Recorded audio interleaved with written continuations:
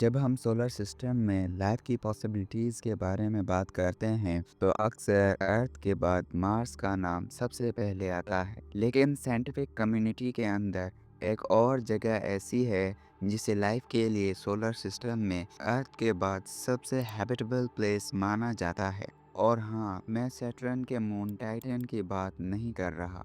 अब आपके दिमाग में एक सवाल आ रहा होगा कि हमारे सोलर सिस्टम में मार्स और टाइटन से भी हैबिटेबल कौन सी जगह हो सकती है। तो दोस्तों, वो जगह है जुपिटर का मून यूरोपा। यूरोपा जुपिटर के सबसे बड़े मून्स में से एक है और इसको 1610 में गैलीलियो ने डिस्कवर किया था। जब 1979 में वॉयेजर 1 और वॉयेजर 2 मिशंस जुपिटर के पास से गुजरे तो उन्होंने यूरोपा की जो इमेजेस भेजी, उनमें जो चीज़ सबसे ज़्यादा नोटिस हुई वो थी यूरोपा की सरफेस जो ऑलमोस्ट स्मूथ थी। मतलब उस पर क्रेटर्स या गड्ढे बहुत कम थे। अब प्लेनेटरी साइंस में कम क्रेटर्स का मतलब होता है कि सरफेस जियोलॉजिकली एक्टिव है। ये एक स्ट्रॉन्ग इंडिकेशन था कि यूरोपा सिर्फ एक डेड आइस बॉल नहीं है।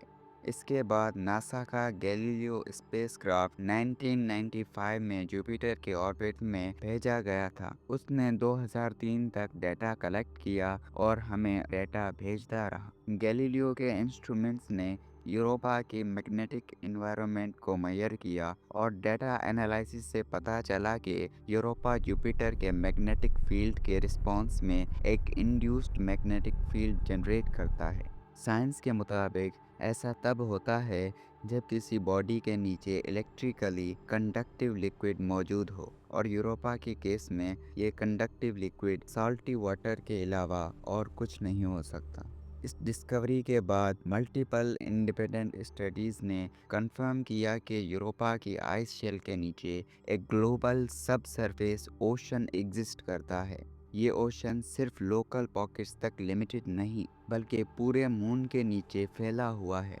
करंट एस्टिमेट्स के मुताबिक इस ओशन में अर्थ के सभी ओशन से ज़्यादा पानी हो सकता है। यूरोपा की आइस शेल लगभग 15 से 25 किलोमीटर थिक है और उसके नीचे लिक्विड वाटर का ओशन है जिसकी डेप्थ 100 किलोमीटर हो सकती है। सरफेस पर जो क्रैक्स और साइंस नज़र आते हैं वो ओशन के प्रेशर और इंटरनल मूवमेंट का डायरेक्ट रिजल्ट हैं। एक और मेजर डिस्कवरी 2010 के दौरान हुई जब हबल स्पेस टेलीस्कोप ने यूरोपा के साउथ पोलर रीजन के पास वाटर वेपर प्ल्यूम्स डिटेक्ट किए। ये प्ल्यूम्स सरफेस से स्पेस की तरफ निकलते हुए पानी के गेयर्स जैसे थे, जो इस बात का प्रूफ देते हैं कि ओशन सरफेस के साथ एक्टिवली कनेक्टेड है। अब सवाल ये है कि इतनी दूर इतनी ठंडी जगह पर ये ओशन लिक्विड फॉर्म में कैसे हो सकता है। तो इसका जवाब है टाइडल हीट। यूरोपा जुपिटर के बहुत स्ट्रॉन्ग ग्रेविटेशनल फील्ड के अंदर ऑर्बिट करता है। जुपिटर की ग्रेविटी यूरोपा को कंटिन्यूअसली स्ट्रेच और कंप्रेस करती रहती है, जिससे मून की इंटीरियर में हीट जनरेट होती है। ये हीट आइस के नीचे के ओशन को फ्रीज होने से बचाती है। साइंटिफिक मॉडल्स ये भी सजेस्ट करते हैं कि यूरोपा के ओशन फ्लोर पर हाइड्रोथर्मल एक्टिविटी हो सकती है, बिल्कुल अर्थ के डीप सी हाइड्रोथर्मल इवेंट्स की तरह। अर्थ पर ऐसे ही इन्वायरमेंट्स में बिना सनलाइट के लाइफ एग्जिस्ट करती है जो सिर्फ केमिकल एनर्जी पर डिपेंड करती है। यूरोपा के ओशन में सॉल्ट्स, कार्बन बेस्ड कंपाउंड्स और एनर्जी सोर्सेज के इंडिकेटर्स मिल चुके हैं।